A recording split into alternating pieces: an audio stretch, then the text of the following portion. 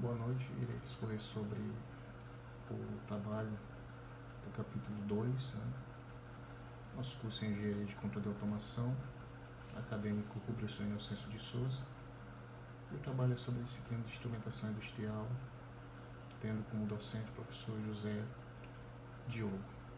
O tema proposto é a propagação de erro em operações de cálculo. Temos aqui um sumário, onde irei apresentar o item 2.3, propagação de erro em operações de cálculo, e o 2.31, adição e subtração em relação à propagação de erro. Mas vamos falar sobre a definição de propagação de erro. O que é? É uma forma de combinar dois ou mais erros aleatórios para obter um terceiro. É o que se denomina de determinação da incerteza padronizada combinada, ou seja, esse é o nome que podemos achar em relação ao assunto. Mas o que é incerteza? Incerteza é um valor que estima o quanto um resultado é confiável. Sendo assim, quanto maior a incerteza, menor a confiabilidade desse resultado. Então, o livro propõe como tema a seguinte situação: considere que a necessidade de calcular a quantidade de movimento de um carrinho de controle remoto, se a quantidade de movimento é o produto da velocidade com a massa, uma forma é medir várias vezes o comprimento, tempo e massa. Essas são as variáveis: comprimento e o tempo que o carrinho leva para percorrer, além de pesá-lo. A quantidade de movimento, aí vem uma equação, é QM, que é quantidade, massa é igual a massa, dividido pelo comprimento, dividido pelo tempo.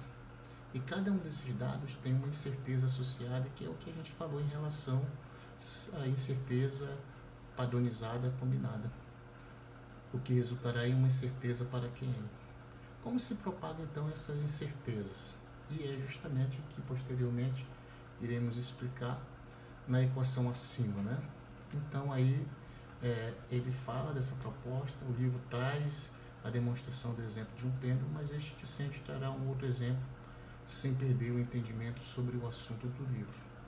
Então, propagação do erro é justamente, tem como objetivo analisar a seguinte função: f de x1, f de xn. Cada um desses é uma variável, ou seja, para n variáveis.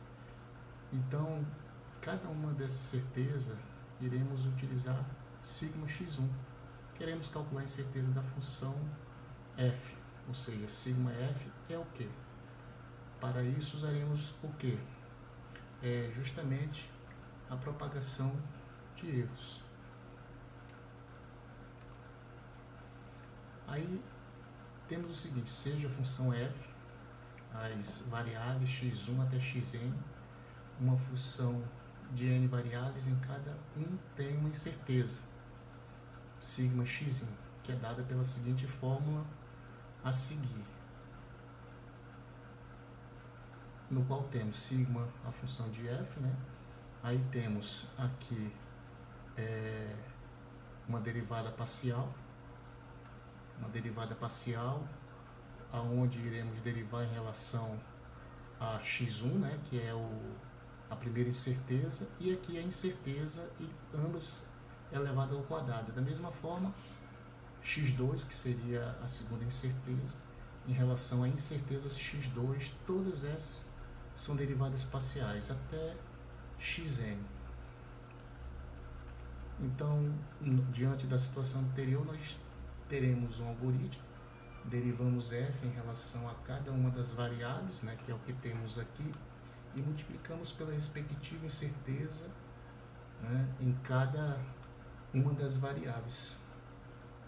Então, aí damos prosseguimento, e em seguida elevamos cada um dos termos ao quadrado e tiramos a raiz de tudo, É o que a gente analisa aqui, tirando a raiz, para achar justamente a incerteza, que seria a terceira incerteza, Então temos aqui um exemplo, considerando o retângulo da área, a área é igual a x vezes y, que é o que temos aqui, Então queremos a incerteza da área A. A área é obtido indiretamente através do produto de duas grandezas, ou seja, a área é igual a x vezes y, que irão ser as duas variáveis, né?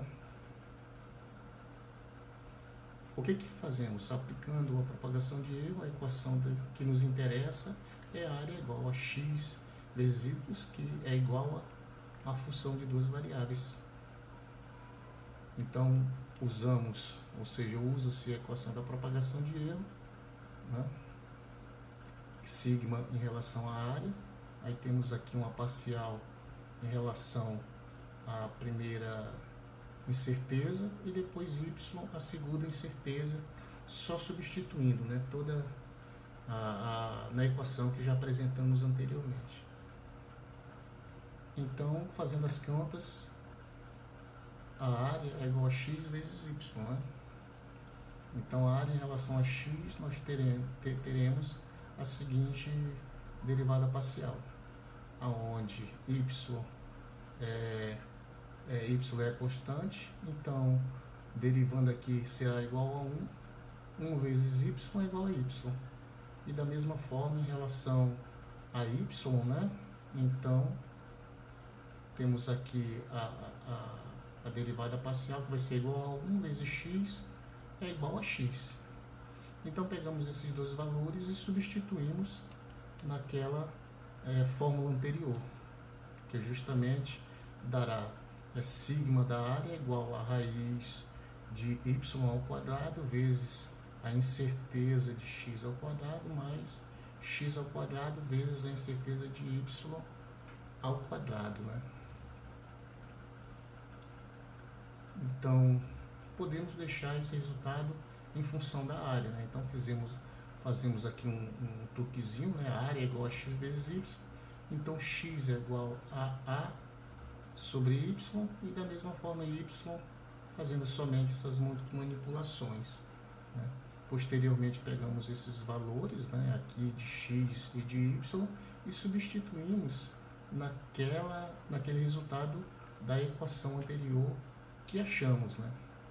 Então vai ficar da seguinte forma: a sobre x elevado ao quadrado, né, no lugar de y, a incerteza de x ao quadrado, da mesma forma a sobre y ao quadrado, todas substituindo. Então teremos sigma da área igual a raiz, isolamos a área ao quadrado, né?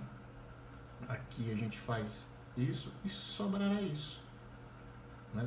Obtemos esse seguinte resultado. Então tiramos a área para fora da raiz e teremos esse resultado aqui dentro da raiz, né? Então é mais ou menos isso, né, em relação à propagação de erro, e falaremos agora sobre a adição e subtração. Então nós temos aqui em relação à adição e subtração, né, que temos aqui z é igual a z mais y e z é igual a z menos y. Os valores positivos das incertezas se somando para dar o mais alto valor da variação de z, né? Temos aqui também, utilizamos duas variáveis. Em geral, ambas as incertezas absolutas são somadas. Então, nós temos aqui, né, em relação ao assunto aqui, né, z é igual, temos aqui z mais a variação de z é igual a x mais y, que teremos a variação de x mais a variação de y, né? Caso a incerteza seja dada em relação ao desvio padrão, some em quadratura as incertezas de x e de y, ou seja, a raiz quadrada do valor. Então temos as seguintes formas para manipulação.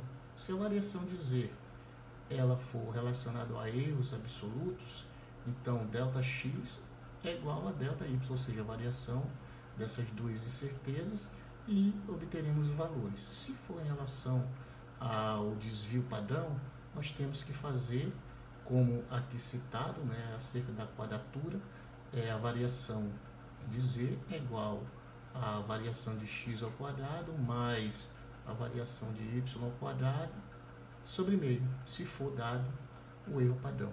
Então essa é a minha explicação e muito obrigado.